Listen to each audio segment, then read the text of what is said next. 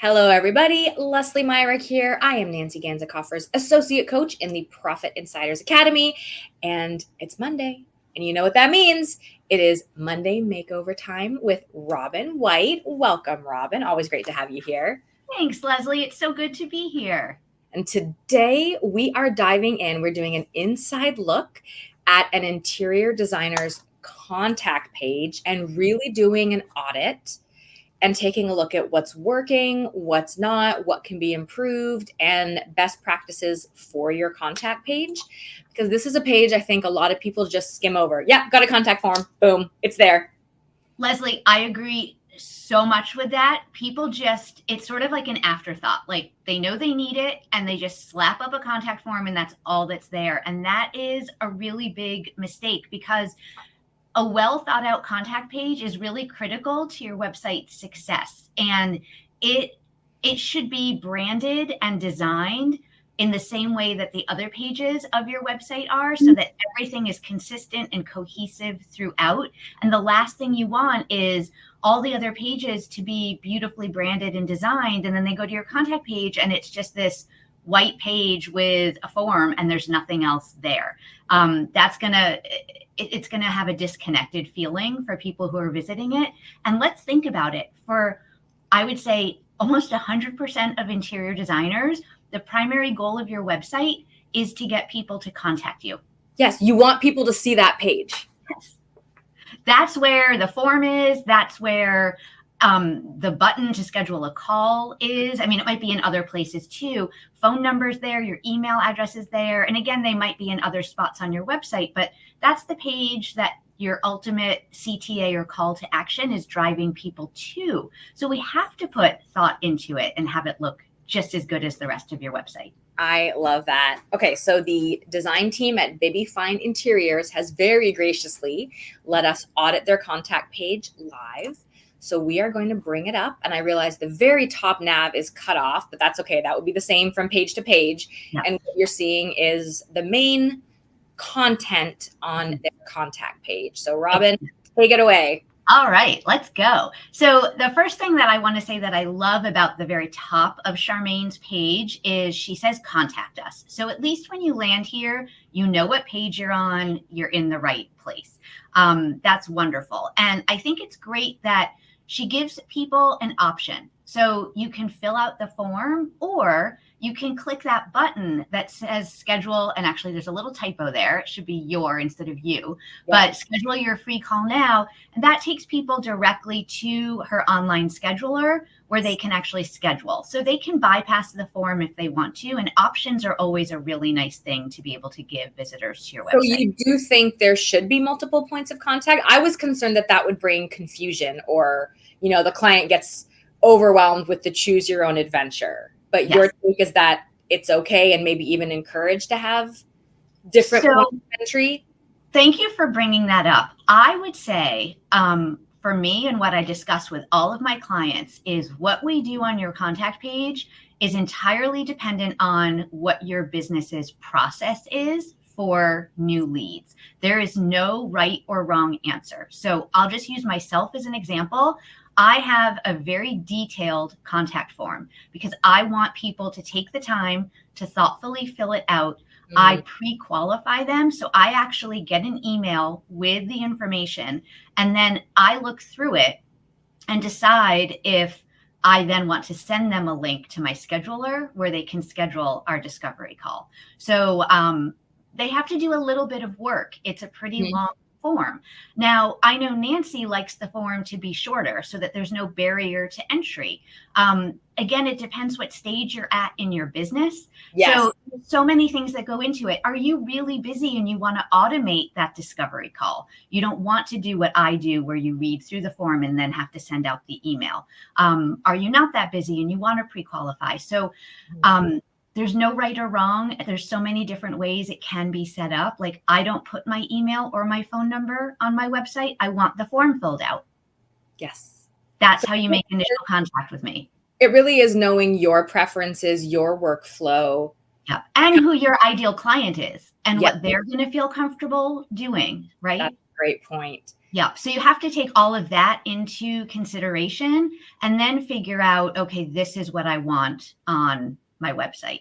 So there's lots of different ways to do it. I've done some sites where there's no form. They just want people to have the button to schedule, and they can have some preliminary questions in Calendly or Acuity, right? So many different ways. Absolutely no right or wrong. It's what works best for you. Wonderful. Yeah. One thing I would say about this area is it might be really nice to add an image of your work here, Charmaine. You can do that as a background image. You could do the image above the contact us, but something just to add some visual interest to the page. And it's just another area where you can showcase your beautiful work. Yeah, because it is a lot of copy. It's a lot of text on white without showing any of their aesthetic preferences or design style. Yes, exactly. And then I also think it can be a really nice idea if you have a form to let people know what happens next. What happens after they fill out the contact form? How are you going to be in touch? Will you be in touch? In what amount of time? So please take a moment to fill out my contact form. I personally reply to all inquiries. You'll receive an email from me within 48 hours with blah, blah, blah, whatever your next steps are, just to kind of let them know what comes next. What should they expect? So it's not going into an abyss. And does that need to be on this main screen, or after you hit submit, a message can come up? Are both You can do either. I usually put it above the form so they know, okay, fill this out and then this is what's going to happen. Yeah. The expectations are managed. They know what your process is for onboarding. I like that. That might be a little detail I need to add on my contact page. Yeah. I mean, speaking of expectations, your contact form is a fantastic place, or contact page is a fantastic place to set expectations and boundaries. So this is a really good page to put your business hours on. So people know what your office hours are, so you have a brick and mortar store. You're talking just in general because you are still running a business, even if it is from home. Mm-hmm. I love that. Yeah, because what if you work Monday through Friday from 10 to 4, right? And what if somebody wants to reach out to you on a Saturday morning? It's perfectly okay. But if you've put your office hours there, there's no expectation that they're going to hear back from you right away. And you shouldn't feel any stress because you looked at your email and you saw the contact form. You can respond on Monday at 10 when you reopen, right? Love that. That is extending in that I'm a business owner space, and it is okay to have boundaries around my availability. Yes. Yes. So this is a great page to put those boundaries on. Yeah. Beautiful. Set it up from the very beginning, how you work. Mm-hmm. Yeah. Yeah. For the contact form, the one thing that I will say is because it's not really being used to qualify people, because she does have her email address and her phone number and to schedule a discovery call, I would actually recommend making it shorter so that there isn't a barrier to entry, right? So something like just, first name, last name, email, phone, message, or something like that, but not asking too many questions, because I'm going to venture a guess that if they can just schedule a call, they're not going to be filling out all of this information. I think that's a great point. If someone can jump right to the phone call and get you, and not FaceTime, but voice time with you, this is the kind of thing that you probably want a heads up on some of this. Mm-hmm.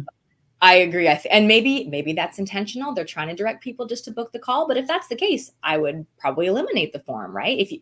If there's only one way you want people to go, only give them one option. But if they're going to keep multiple options, your suggestion is to simplify this contact form here and not have it be such a filter. It's more just basic information gathering. Yes. And the other thing that could be done if she does want to gather the information is get rid of that schedule a discovery call button above the form.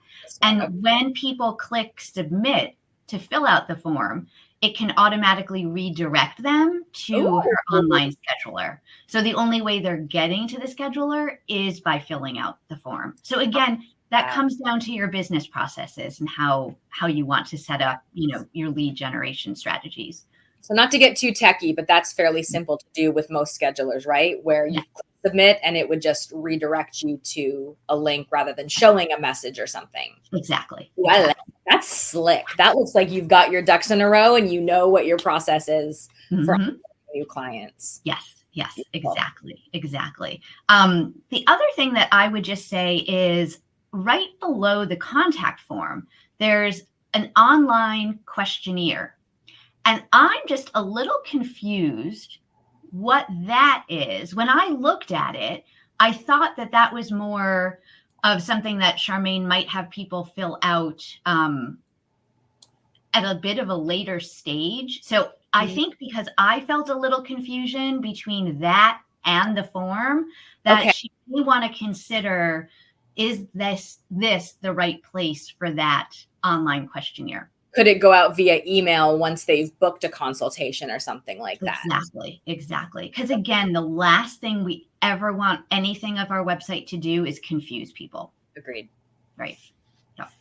And then again, just for some visual interest, I might recommend putting maybe a color background behind the contact form, or maybe a 2-column setup where the form is in one column and maybe there's another picture of their work or a picture of Charmaine. Again, people hire people. Having a photo of you on your contact page is not a bad idea. So just something to introduce some visual interest so it's not all a white background. I love that, especially because this part gets really long and it's actually quite hard to read a long string of text like that on a website. If this form were half as wide, I think it would be just as effective, if not more so, because it would be a bit easier to visually scan and digest. I agree. Yeah. And if we want to move down to the next section, which is, I'm so happy to see this section on Charmaine's website. So first of all, she's giving people all of her contact information, which is wonderful. And she's sharing her address and she has a map. So I know a lot of us, myself included, work from home. We do not want our home address published on the internet. And I completely understand that for privacy reasons. If, however, you have an office space or you have a showroom that you work out of, or you're perfectly comfortable sharing your home address, putting that address on your website and having a map are fantastic for SEO. And this goes back to something called a NAP, N-A-P, which stands for name, address, phone number. And what Google is looking for, and they're looking at your Google business profile, and they're looking at social accounts, and they're looking at your website and any other listings that you're on online. They are looking for your name, address, and phone number to be identical everywhere. So let me give you an example. Where her address is Sunshine Drive.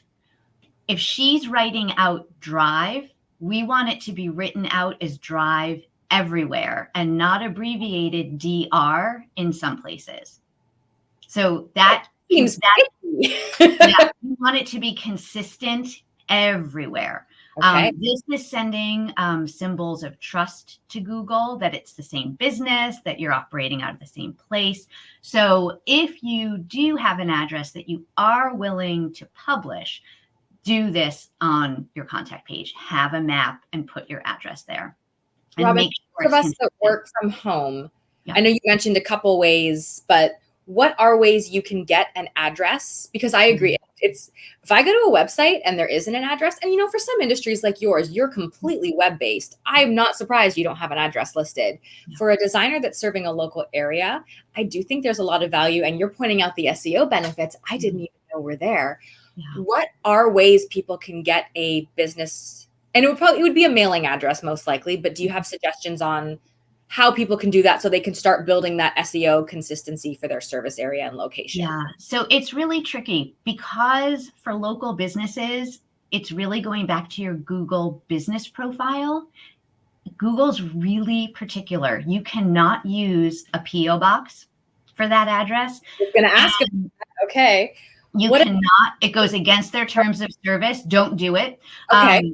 You really cannot use a co-working space either. It needs to be a real address.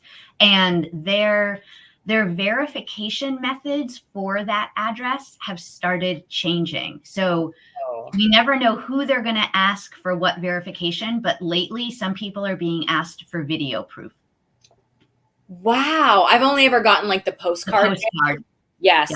Okay, that is very interesting because I know I Yeah. had a PO box before, but it was never on my Google listing. And actually, my mailing address is a co-working space right now, so that's a very good point. Yeah. So you want to be careful with that, and you also want to be careful about changing it too much, because Yeah, that sends some red flags to them. So, again, I think the privacy component is far more important than the SEO component. I appreciate that you say that. I think a lot of people feel that way, and I think that's a smart thing because not everybody is comfortable. And if there isn't a great workaround, then it sounds like you're saying, Robin, it is perfectly okay in your contact page to say your city or the areas you service or neighborhoods, but not necessarily where you are at that very Absolutely. Absolutely. So on your Google business profile, you have to start out by putting in your address, and then you can hide it and set a service area. So that's what you do there. On your website, you can easily, you can write location and service area as a little heading. And you can say, our design studio is based in Boston, Massachusetts, and we proudly serve clients in the following, cities. And you can list some out so that people know. And then you can say, and contact us if you aren't located there. And, we'll happily, discuss. So whatever it is. Yeah. Okay. Yeah. So it's great that she's got all of this. And then I like that she's got her social media links as well. Yes. So really, really well done. The only thing I would suggest from a design perspective is maybe adding a little bit of padding at the top and the bottom of this section. So there's a little bit more space between the form above and the section below. I agree. I wanted to ask too, with the contact information, we've got our button on top to book a call, contact form, email address, and then 2 phone numbers. Yeah. Would you recommend keeping that for this site? They've made it clear, which I really appreciate, who to call for what. Yes. But I'm realizing that's like 3 and 4 different points of entry. Does that seem to work okay for this business and how they're set up, or do you have recommendations for improvements there? I would be curious how it is working for them. And I would say for a business like this, where they have so many different means of contact, that it might be worth tracking how are most leads reaching out to you, and maybe minimizing some of it. But again, for SEO purposes, name, address, phone number. The phone number is a good thing to have here. I'm going to guess that what they've done is just made it as simple as possible for people to reach out by whatever means they're most comfortable doing. Yes. And again, I can't say that there's a right or a wrong, and it depends who your ideal client is. And, if they're servicing people who like to call and then other people who like to fill out forms, then maybe it's nice that they're offering all of these options. Okay. Yeah, I'm just not sure if it gets confusing for them, fielding some coming in this way and some coming in this way. So just something to think about. So a lot about this page really feeds back into your process as a designer, how you want to work, and also considering how your ideal client likes to communicate. Yes, exactly. Okay. Exactly.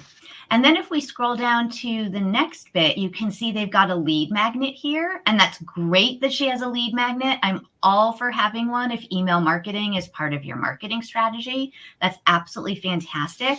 One little thing I would say is I would remove the social media icons from this section, because we have them right above. And there's no need to, have them right next to each other twice. It's really hard to see on the screen, but I do think this section is technically a footer. It's so slightly darker than what's above it. You can kind of maybe see the difference right here. So I think this might be the footer. And then if that's the case, and this is appearing on every page, I would then recommend taking the social media icons out of that contact area, just because it looks a little funny to have them right there and then right below. A bit redundant, I agree. And it's a little bit distracting, because honestly, it's the most color on the page too. Yes. It's what we're going to right away, and not like this really beautiful flat lay and this great, great freebie they are offering. Like, you want people to go there. Yeah, really great freebie. So I think it's wonderful that she has that. And then I'm guessing this probably is the footer that's showing up on every page. But, this next area, this is fantastic that she's been featured in Forbes and Redfin. And I personally feel like it gets a little bit lost being here. And press is something that we really want to highlight much more if we have it. So I would actually figure out a different way to feature that, not in the footer of the page. Maybe their logos with links to, that you can click on and then actually get to read the article. And then I think eventually, once you have enough press, it really does warrant a separate page as well. But I would like to see press on the homepage, and it can also be on the about page. It's that important. It's social proof. It's showing a lot to people. And Forbes is like, these are big names. Those matter. That is instant credibility. Like you said, social proof. That shows someone else is validating what you are doing in your business. So I agree. I'd splash those logos elsewhere too. And they might be. We're obviously not looking beyond the contact page right now, but that's a great tip, Robin. Yeah. Yeah. And then I think it's great that she does have her, her service area. She says where they're located and, where they service. And, again, she is providing color consultations globally. So she's talking about, working beyond her local area for some people. So that's all really helpful information to have for sure. The photo credit, I would definitely consider putting that much, much, much lower on the page or on a separate site credits page. I agree with that, because what I noticed is this very engaging copy here is really small, and the credits they feel really big, and they distracted me. I was trying to figure out what had to do with what was going on above it. Yes. So I think that's a great tip. This could move. You could have a credits page. Or this could be, is there a minimum font size you would recommend even for like credits where you want them teeny tiny?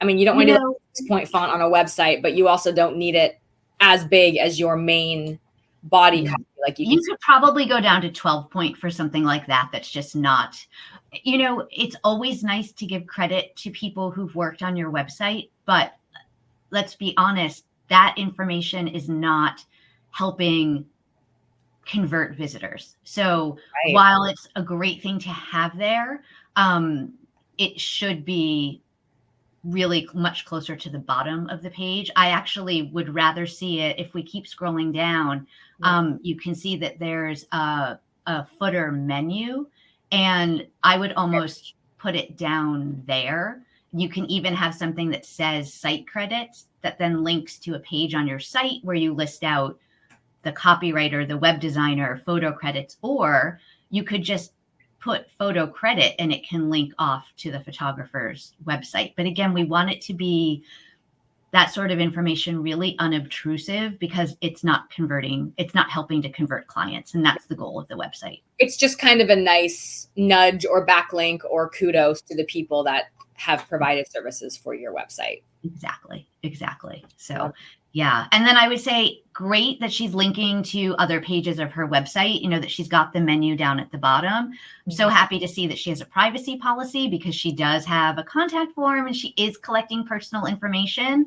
So you must, and I know I harp on this every time, but if you have any type of form on your website and you are collecting any type of personal information, you must have a privacy policy.